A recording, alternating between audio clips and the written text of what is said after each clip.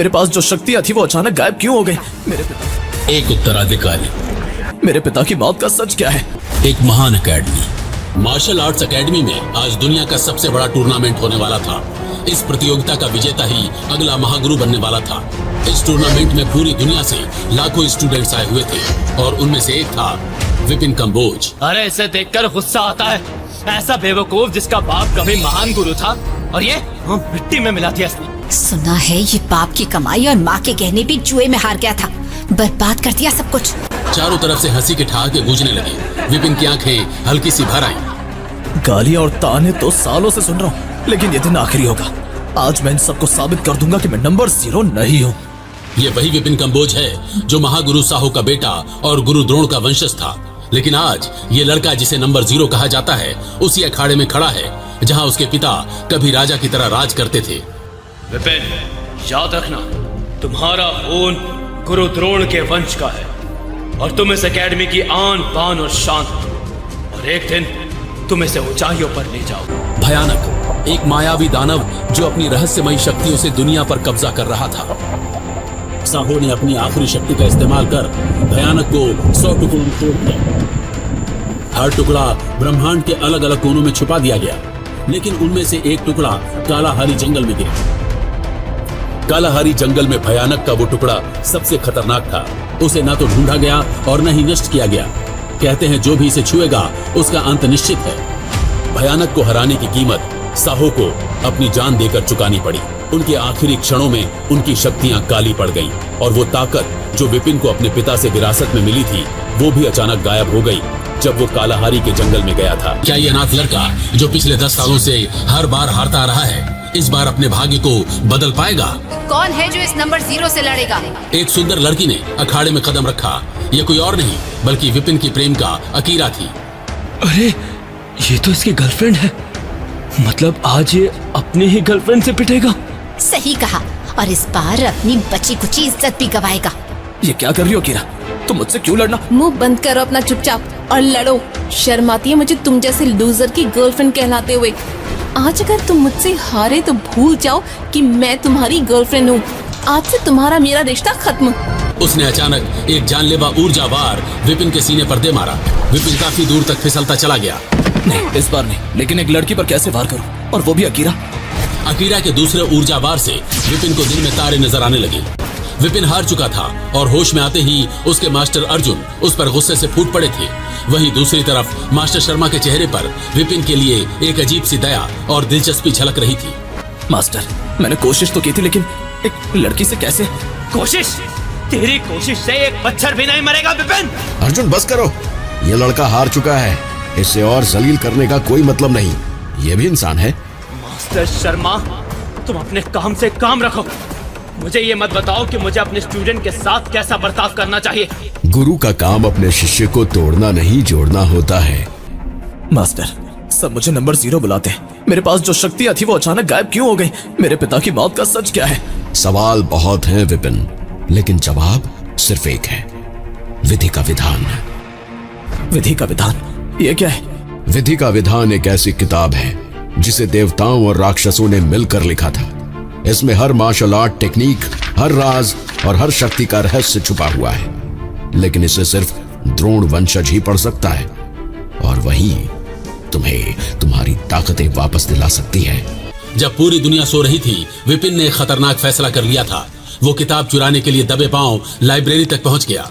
ये किताब दुनिया का सबसे बड़ा रहस्य थी जिसे सुरक्षित रखने के लिए मास्टर शेख ने कई जादुई अलार्म लगाए थे। और जैसे ही किताब चोरी हुई, इसकी खबर पूरे एकेडमी में आग की तरह फैल गई।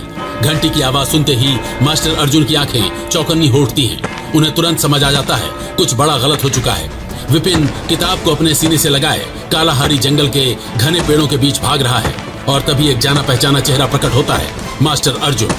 विपिन, तुमने विधि का विधान चुराने की हिम्मत कैसे की? इसे तुरंत वापस दो। ये किताब मेरी है मास्टर, सिर्फ द्रोण वंशज इसे पढ़ सकते हैं, और मैं साहू कंबोज का बेटा हूँ। मुझे कोई नहीं रोक सकता। तुम इस किताब के रहस्य को नहीं समझते विपिन। ये तुम्हें बचाने के बजाय तुम्हें खत्म कर सकती है। और तभी मास्टर शर्मा भी अपने कुछ हथियारबंद नकाबपोश बंदों के साथ वहां पहुंच जाता है। लेकिन उस जंगल में सिर्फ इतने ही लोग नहीं थे। सफेद पोशाक में एक बला की खूबसूरत महिला इन्हें चोरी छुपे देख रही थी। कौन है ये महिला, ये तो वक्त ही बताएगा। तो ये रहा हमारा छोटा चोर और हमारा आदर्शवादी गुरु अर्जुन। मास्टर शर्मा, आप यहाँ कैसे? जहां विधि का विधान जाएगा मैं भी वहां जाऊंगा, क्योंकि ये किताब सिर्फ तुम्हें नहीं बल्कि पूरे ब्रह्मांड को बदल सकती है। विपिन, मास्टर शर्मा की बातों में मत आना, वो तुम्हें धोखा दे रहा है। अर्जुन, याद है तुम्हारे माता पिता को बचाने के बजाय साहू ने उन्हें भयानक के सामने मरने दिया था। तभी से तुम विपिन से बदला लेना चाहते हो और धोखा मैं दे रहा हूँ। लेकिन तभी कुछ हुआ। अचानक शर्मा के सारे नकाबपोशों ने विपिन को घेर लिया। वो अकेला पड़ गया। तभी मास्टर अर्जुन विपिन के सामने ढाल बनकर खड़े हो गए। शर्मा, विपिन को जाने दो, यही हम सबके लिए अच्छा होगा। तुमने सोचा भी कैसे कि मुझे रोक सकते हो? मेरे रास्ते से हट जाओ अर्जुन, वरना बेमतलब मारे जाओगे। शर्मा के एक इशारे पर चारों तरफ से उसके लोग अर्जुन पर वार करने लगे, लेकिन अर्जुन ने शर्मा को विपिन के करीब आने तक नहीं दिया। उसके ऊर्जा वार से शर्मा घायल हुआ, लेकिन मौका देखते ही शर्मा ने विपिन को एक जादुई खंजर फेंक कर मारा। लेकिन तभी पेड़ों में छुपी उस रहस्यमयी महिला ने एक इशारा किया और हवा से खंजर का रुख बदल गया, लेकिन वो खंजर सीधे जा लगा अर्जुन के सीने में। खंजर आर पार हो गया। मास्टर अर्जुन की धड़कनें हमेशा के लिए थम गई। विपिन चीखता चिल्लाता बस अर्जुन को मरता देखता रहा। हे भगवान, ये मुझसे क्या हो गया? इस अपराध की कोई माफी नहीं है।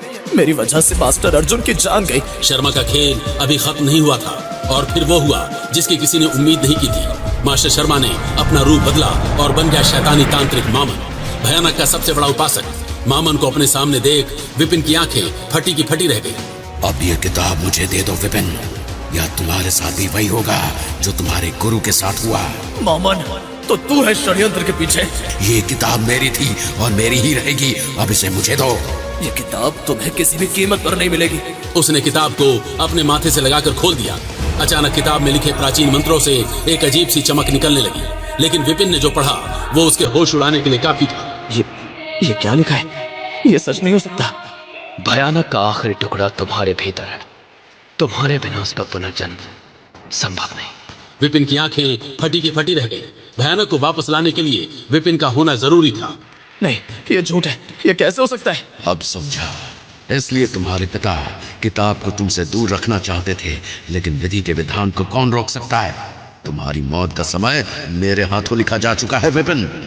विपिन कुछ कर पाता इससे पहले ही मामन के आदमियों ने उसे पकड़ लिया, लेकिन उस रहस्यमयी लड़की के एक इशारे से उसके बाद कालाहारी जंगल में जो हुआ वो विधि के विधान में भी लिखा होना असंभव था। क्या हुआ उस पल में ऐसा? क्या विपिन मामन से अपनी जान बचा पाएगा? आखिर विपिन के शरीर में भयानक का 100वां टुकड़ा कैसे आया? आखिर मामन कैसे करेगा भयानक को जिंदा?